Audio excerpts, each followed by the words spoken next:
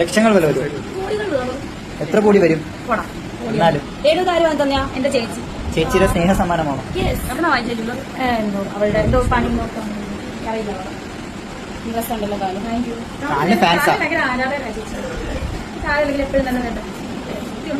രേണുവിന്റെ കള്ളത്തരം പറച്ചില് ഇനി നിർത്തിയിട്ടില്ല. രേണു എത്രമാത്രം വലിയ കള്ളമാണ് പറയുന്നതെന്ന് അറിയോ? രേണുവിന്റെ ചേച്ചി സമ്മാനമായിട്ട് മേടിച്ചു കൊടുത്ത സ്വർണ്ണ കൊലുസിനെ പറ്റിയാണ് ഇന്നത്തെ വീഡിയോ. രേണു പറയുന്നത് ചേച്ചി മേടിച്ചു തന്നാണ്, ചേച്ചി എവിടോ ചിട്ടി എങ്ങാണ്ട് കൂടിയിട്ട് മേടിച്ചു തന്നാണ്. ഭർത്താവിന് ആദ്യം രേണു പറഞ്ഞത് എഞ്ചിനീയർ ആണെന്ന്. അത് പൊളിഞ്ഞപ്പോ, അത് എല്ലാവരോടും പൊളിച്ചടുക്കി കൊടുത്തപ്പോ പിന്നെ പറഞ്ഞു പെയിന്റ് പണിക്കാരനാണ്. പെയിന്റ് പണി ചെയ്ത് കിട്ടുന്ന പൈസ രേണുവിന്റെ ചേച്ചിയുടെ ഭർത്താവിന് പെയിന്റ് പണി ചെയ്ത് കിട്ടുന്ന പൈസ രേണുവിന്റെ ചേച്ചിക്ക് കൊടുക്കും. ആ പൈസ രേണുവിന്റെ ചേച്ചി ചിട്ടിക്ക് കൊടുക്കും. ചിട്ടി കൂടി ചിട്ടിന്ന് കിട്ടിയ പൈസ കൊടുത്ത്, ഇപ്പോഴത്തെ സ്വർണത്തിന്റെ വിലയൊക്കെ അറിയാലോ, ആ പൈസ കൊടുത്തിട്ട് രേണുവിന്റെ ചേച്ചി എന്ത് ചെയ്തു? രേണുവിന് വേണ്ടിയിട്ട് ഒരു സ്വർണ്ണ കൊലുസ് മേടിച്ചു കൊടുത്തു. രേണുവിന്റെ ചേച്ചിയുടെ മക്കൾക്ക് രേണുവിന്റെ ചേച്ചി ഭക്ഷണം മേടിച്ചു കൊടുക്കാനോ അല്ലെങ്കിൽ അവർക്ക് ഒരു സ്വർണത്തിന്റെ ഒരു തരി മേടിച്ചു കൊടുക്കാനോ അവർക്ക് ഡ്രസ്സ് മേടിച്ചു കൊടുക്കാനോ ഒന്നിനും ആ പൈസ ചെലവഴിച്ചില്ല. ആ പൈസ രേണുവിന്റെ ചേച്ചിയുടെ ഭർത്താവ് പെയിന്റ് പണി ചെയ്ത് കിട്ടിക്കൊണ്ടുവരുന്ന പൈസ രേണുവിന്റെ ചേച്ചിയുടെ കൊടുക്കുന്നു. രേണുവിന്റെ ചേച്ചി ആ പൈസ ചിട്ടിക്ക് കൊടുക്കുന്നു. ആ ചിട്ടിയെ പിടിച്ചിട്ട് ആ പൈസ കൊടുത്ത് രേണുവിന് സ്വർണ്ണ കൊലുസ് മേടിച്ചു കൊടുക്കുന്നു. രേണുവിന്റെ ചേച്ചിക്കും ഭർത്താവിനും ഒരു വീട് വെക്കാനുള്ള കെൽപ്പ് പോലും ഇല്ല. പെയിന്റ് പണി ചെയ്ത് ഒരു വീട് വെക്കാനുള്ള ഒരു ആസ്തി പോലും ഇല്ല. രേണുവിന് സ്വർണ്ണ കൊലുസ് മേടിച്ചു കൊടുക്കാനുള്ള ആസ്തിയൊക്കെ ഉണ്ട്. രേണുവിന് സ്വർണ്ണ കൊലുസ് മേടിച്ചു കൊടുക്കുകയും ചെയ്യുന്നു. ട്രെയിൻ പോകുന്നു ഗൈസ്, നമ്മുടെ വീട്ടിൽ നിന്ന് കാണാൻ ട്രെയിൻ പോകുന്നു.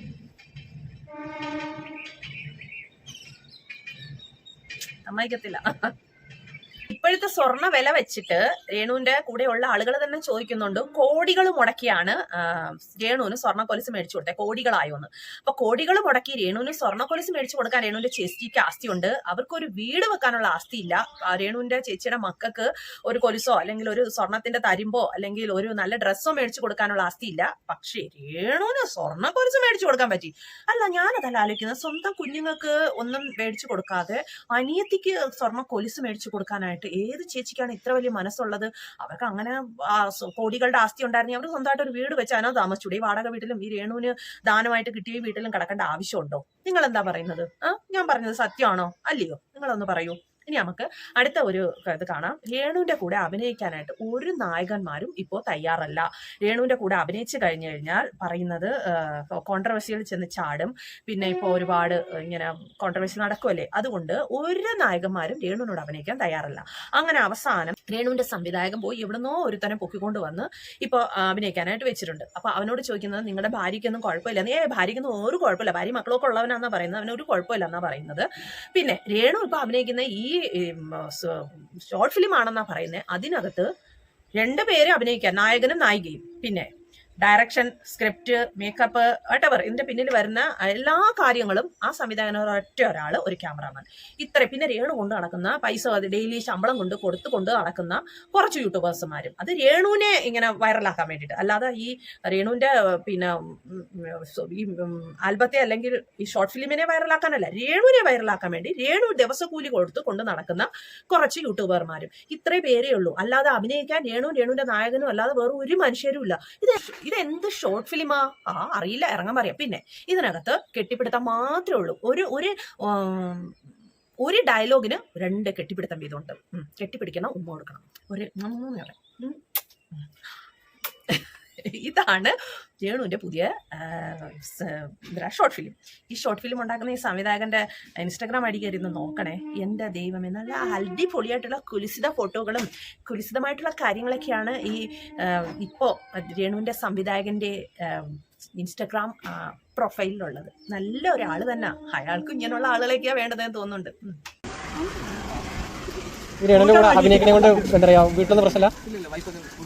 അതറിയത്തില്ലേ രാകേഷ്, ചില നടന്മാരൊക്കെ വൈറലാകാൻ രേണുസുതി വേണം. ഇന്ന് ഇങ്ങോട്ട് വിവാദമൊക്കെ കത്തി ഒരുമ്പിരി കൊള്ളുന്നതുകൊണ്ട് ചിലവർക്ക് അഭിനയിക്കാൻ ബുദ്ധിമുട്ട് കാണും. അതിന് പല ഒഴിവ് കഴിവുകളൊക്കെ പറഞ്ഞു ചില ആളുകളല്ല, ചില ഒന്നുമില്ല, കുളു തരാൻ്റെ പൈസ ഇല്ല. ഞാനങ്ങനെ ആരെയും വ്യക്തിപരമായിട്ട് ഞാൻ ടോർച്ചർ ചെയ്യുന്ന ആളല്ലല്ലോ, വ്യക്തിപരമായിട്ട് കുത്തി സംസാരിക്കുന്ന ആളല്ലല്ലോ ഞാൻ. അവർ പല ഒഴിവ് കഴിവുകളും പറയും. ഇനിയിപ്പോൾ സത്യമായിരിക്കും ചിലപ്പോൾ.